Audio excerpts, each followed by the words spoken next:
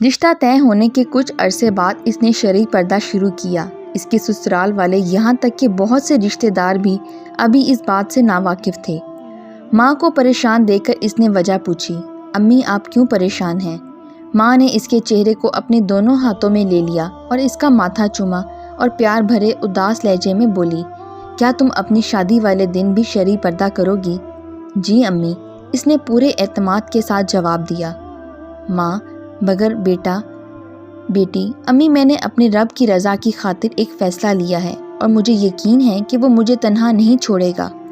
میں شادی والے دن پورے پردے میں رہوں گی، نقاب کروں گی اور گھونگھٹ نکال کر بیٹھوں گی، کسی کو اپنا چہرہ نہیں دکھاؤں گی، کوئی تصویر بھی نہیں بنائے گا اور نہ ہی کوئی میری ویڈیو بنائے گا اور کوئی رسمیں بھی نہیں ہوں گی۔ ماں نے کہا، یہ کیسی خواہش ہے بیٹا؟ تمہارے سسرال والے ماڈرن ہیں، اتنے امیر ہیں، کیسے وہ یہ مانیں گے؟ لڑکی نے کہا، اگر وہ مان جائیں تو ٹھیک ہے، ورنہ میری طرف سے انکار ہے۔ میں کسی ایسے شخص کے ساتھ جانے کو تیار نہیں جو مجھے سب کے سامنے سجا کر گھنٹوں بٹھائے، سب کے ساتھ تصویریں بنوانے کو کہے۔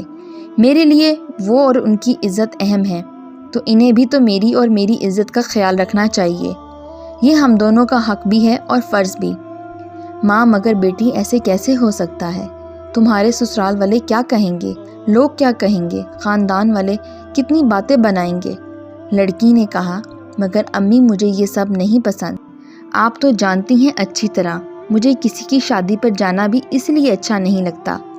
ماں بیٹی کی باتیں سن کر خاموش ہو جاتی ہے۔ آخر کار یہ بات پہلے اس کے والد، پھر اس کے سسرال اور اس کے ہونے والے شوہر تک پہنچتی ہے۔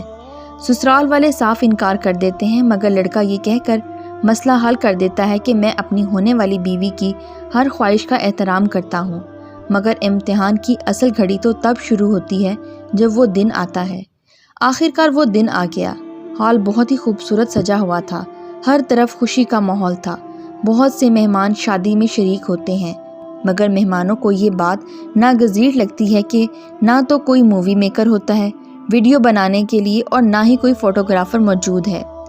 دلہن تیار ہو کر جب آتی ہے تو اسے دیکھ کر ہال میں ایک شور برپا ہو جاتا ہے۔ ارے یہ کیا، اتنا بڑا گھونگھٹ اور اوپر سے اتنی بڑی چادر پہنا دی آپ نے اسے۔ ارے آنٹی گھونگھٹ تو اٹھائیے اس کا، لڑکی نے نقاب کیا ہوا ہے۔ یہ بات سن کر کئی باتیں ہال میں گونجنے لگتی ہیں۔ آئے ہائے، دلہن اور نقاب، یقیناً کچھ گڑبڑ ہے۔ اللہ جانے کس کردار کی ہے لڑکی، کیا پتہ لڑکی نے منہ کالا کرا دیا ہو اپنے ماں باپ کا اور اب چھپا رہی ہو۔ کہیں چہرہ تو داغدار نہیں؟ کسی نے کہا، اپنا چہرہ تو دکھائیے، ہمیں آپ کی تصویر بنانی ہے، تو اس پر بھی منع ہو گیا۔ لوگوں کا شک یقین میں بدلتا گیا۔ نہ جانے ایسی کتنی باتیں اسے، اس کی فیملی کو اور اس کے سسرالیوں کو سننی پڑیں۔ نکاح کی رسم ہوئی، نکاح ہو گیا، اس کے علاوہ اور کوئی رسم نہ ہوئی، نہ ہی دولہا اندر آیا۔ اس کی ماں اور اس کی ساس نے کئی بار آ کر کہا، بیٹا نقاب اتار دو، اب تو نکاح بھی ہو گیا ہے، لوگ طرح طرح کی باتیں کر رہے ہیں۔